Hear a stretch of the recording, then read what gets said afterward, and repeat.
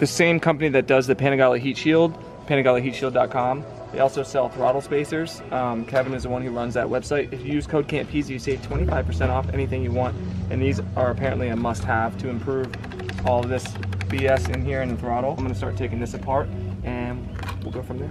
We're gonna pop this cover off, and that's where the slack is. These spacers will slide over this one, and there's also one on the bottom here, and it'll take up that slack so the throttle is nice and tight. We're gonna start with the big one. Go ahead, babe. I'm gonna start.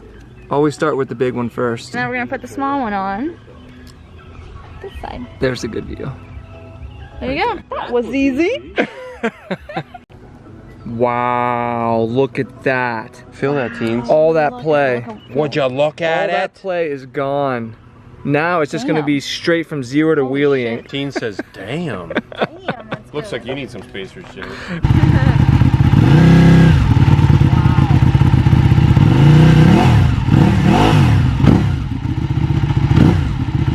The throttle spacers, look how tight that is. It's gonna completely transform the ride of this bike.